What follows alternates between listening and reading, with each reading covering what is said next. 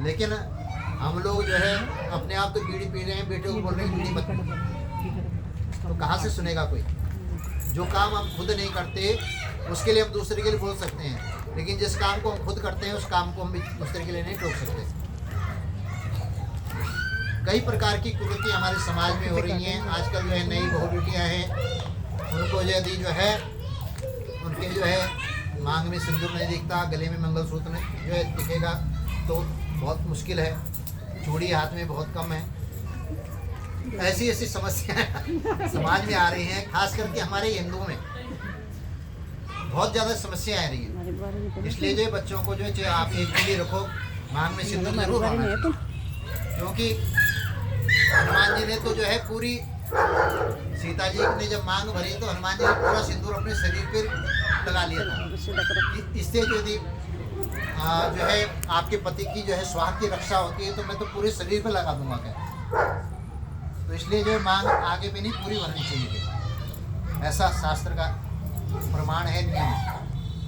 दूसरा जो आजकल की नई बहू बेटियां जो अपने पति का नाम ऐसे लेती है जैसे नौकर का नाम ले।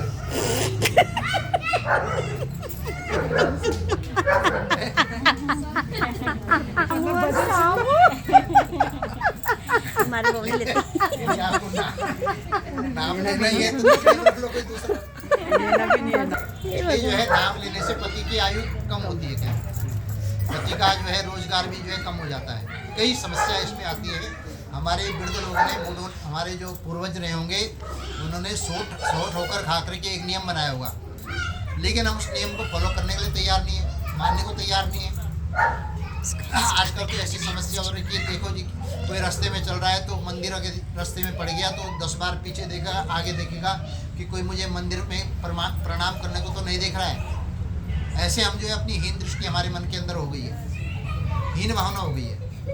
तो कहने का तात्पर्य है कि हमें अपने समाज को, अपनी संस्कृति को जागृत तभी कर पाएंगे जब हम स्वयं कुछ ऐसे कर्म करेंगे। हमें अपने जो है पूर्वजों के स्थान पर अवश्य जाना चाहिए, जहाँ पर जो है 3 साल में जो है देवता की पूजा होती है, वहाँ जाना चाहिए। यदि आप किसी कारणवश में जा सके तो अपनी भेंट पहुँचा दो वहाँ। आपने अगर भेंट पहुँचा दी तो आपकी हाजिरी वहाँ लग जाएगी।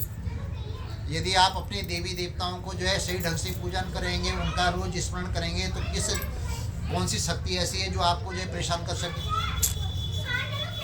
यदि आपने अपने घर पर जो है कोई खतरनाक वाला कुत्ता बांध रखा तो किसकी हिम्मत है जल्दी से अंदर आ जाए?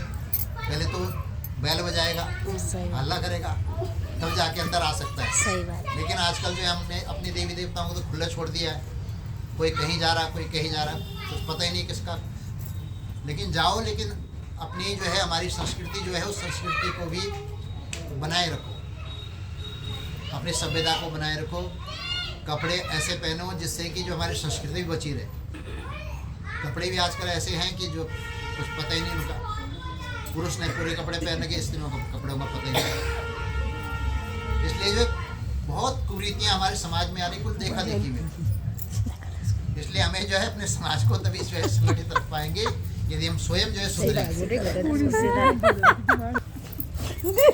दीदी ने भजन की डिमांड करी थी। बहुत लंबा भजन हो रहा है। नहीं नहीं, ये तो अच्छी बात है, ये अच्छी बात है। करोगे तो आपका फायदा है, मेरा कोई फायदा नहीं। आप बिल्कुल सही कह रहे हो। सही बात है, पालन करो तो आपका फायदा, मेरा कोई फायदा नहीं। बात है ठीक है बिल्कुल। जी? बच्चों को सिखाओगे तो आपका फायदा है। आजकल जो है एक ही बच्चा है विदेश में, 4 दिन बाद आएगा तुम्हारे मरने के बाद। इसलिए बच्चे भी 2-3 होने चाहिए, क्योंकि एक अगर देश चला गया तो कम से कम एक तो घर में रहेगा, वृद्धावस्था पानी तो पिलाएगा कम से कम। सही बात।